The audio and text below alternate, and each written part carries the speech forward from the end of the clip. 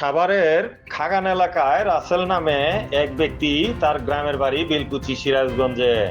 তিনি খাগান মুরাদের বাসায় তার স্ত্রী লিপি আক্তার ও সন্তানদের নিয়ে বসবাস করা অবস্থায় দাম্পত্য কলহে উভয় পক্ষের সম্মতিক্রমে বিবাহ বিচ্ছেদ হয়।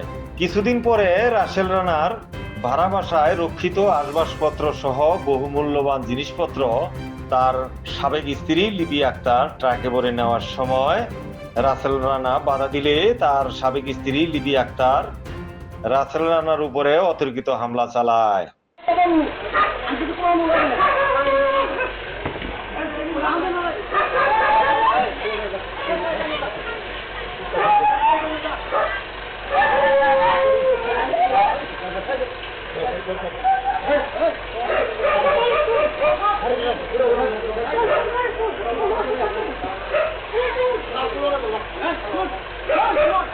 পরে এলাকাবাসী উদ্ধার করে হাসপাতালে পাঠায়। এ বিষয়ে লিপি আক্তারের সাথে মুঠোফোনে যোগাযোগ করা হলে তিনি বলেন, আপনি কি লিপি আক্তার? না, আমি সাংবাদিক বলছিলাম। আপনি কি লিপি আক্তার? আচ্ছা, ওই রাসেলকে আপনি চিনেন? না, এমনি কিছু জিজ্ঞেস করার জন্য আপনাকে ফোন দিয়েছি। রাসেল কি হয় আপনার? ও, উনি কি আপনার সাবেক স্বামী ছিল আগে? আচ্ছা, তো ওনার সাথে আপনার তো যৌথভাবে উনি যা বলল যে আপনারা উনি উনি না না উনি বলল যে ওনার যে মাল সামানা ছিল, আপনি সংসার করা অবস্থায় যে মাল সামানা গুলো ছিল, আমি আপনাকে বলি, আপনি পরে বলেন। তো উনি বলল যে আপনারা সংসার করা অবস্থায় যে মাল সামানা গুলো ছিল, তো আপনারা নাকি জোর করে রাতের অন্ধকারে নাকি মাল সামানা গুলো নিয়ে যান, তো উনি বাধা দিলে বলে ওনাকে মারধর করা হয়, উনি এটাই জানালো আর কি।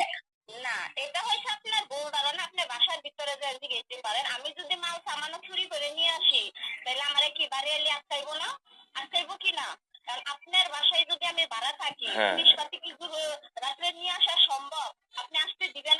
না না সেটা না, মানে উনি বলল যে আপনি মাল সামানা নিয়ে গেছেন, উনি বাধা দিছে, বাধা দেওয়ার পরে নাকি আপনার লোকজন নাকি ওনাকে মারধর করা হয়েছে।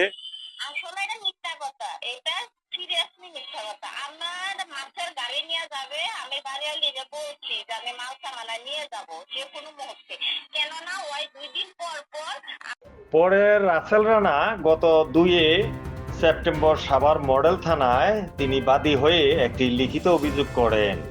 বিরুলিয়া ফাঁড়ি পুলিশ কর্মকর্তা এএসআই জাকারিয়ার সাথে মুঠোফোনে যোগাযোগ করা হলে তিনি জানান, আপনি কি জাকারিয়া সাহেব?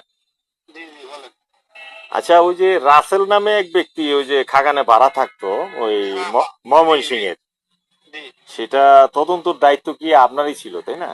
না না, আমার দায়িত্ব না, এটা ওই যে ক্যাম্পের আইসি ওয়াহাব স্যার। হ্যাঁ, জি, ওনার হলো দায়িত্ব। তো স্যার আমার বিষয়টা জানার জন্য আমার পাঠাইছিল যে দেখেন কি হয়েছে ঘটনা। আচ্ছা পরে আমি গেছিলাম। আচ্ছা আচ্ছা, আপনি সরেজমিনে যে তদন্ত করে কি পেলেন বিষয়টা একটু জানতে পারি? শোনেন শোনেন, বিষয়টা আমি আপনার বলতেছি। হ্যাঁ, হ্যালো, বলেন বলেন, শুনতেছি। বিষয়টা ওই রাসেল 2টা বিয়ে করছে, বুঝছেন? জি জি। সে 3 বছর আগে বিয়ে করছে, মানে এই মেয়েটা 3 বছর ধরে ছেড়ে দিছে। জি বর্তমানে যে মেয়েটা নিয়ে রাসেলে অভিযোগ করছে, বুঝছেন? জি জি। এই মেয়েটা 3 বছর আগে ছেড়ে দিছে, কোনো ভরণ পোষণ দেয় না, কোনো কিছু দেয় না। জি তো এর প্রেক্ষিতে মনে করেন ওই যে এলাকার যে মেম্বার আছে, জি, এই শরীফ ভাইয়ের কি মেম্বার, তাইজুল মেম্বার, তাইজুল। এলাকার মেম্বার এবং ওই যে এলাকার গণ্যমান্য ব্যক্তিবর্গ নিয়ে ওনারা এই সমস্যা সমাধান করছে, বুঝছেন? জি। সমস্যা সমাধান করছে।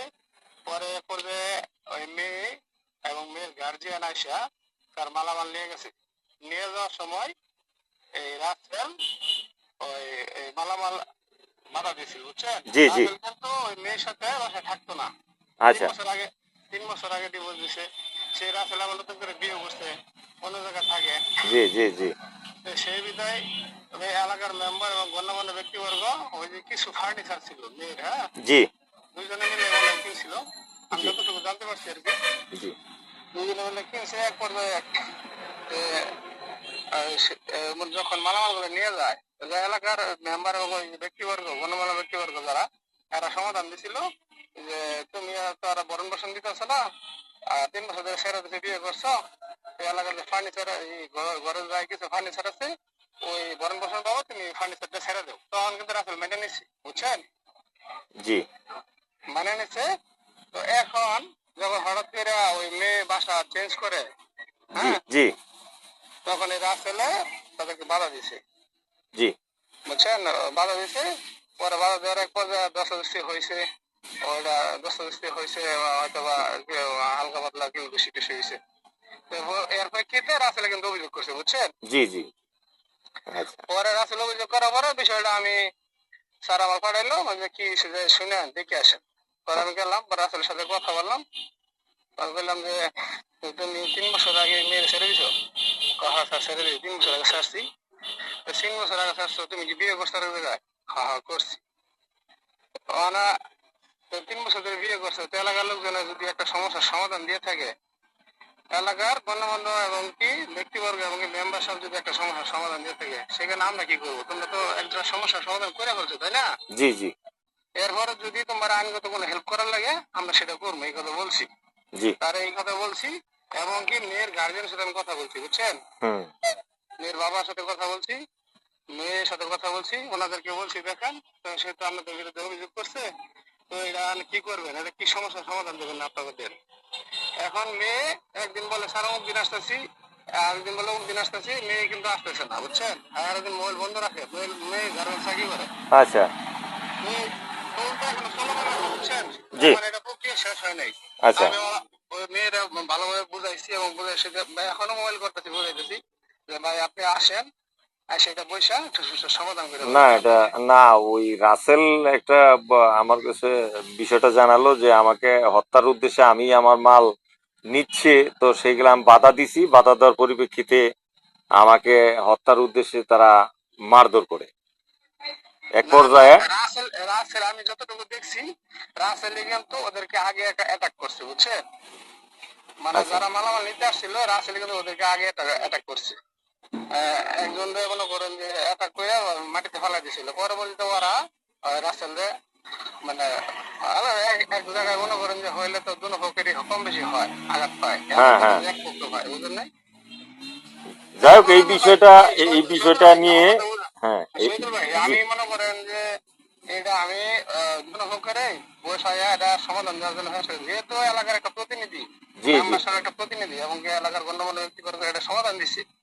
এরপরে যেহেতু কমপ্লেন করছে, সেহেতু আমি তাদেরকে আবার ফোনে যোগাযোগ করছি, আসার জন্য বলছি যে আপনারা আসেন, এটা পয়সা সমাধান করেন, জি জি বুঝছেন। জি এটা প্রক্রিয়া দিন আছে ভাই, বুঝছেন। আচ্ছা এটা জানার জন্যই ভাইয়া।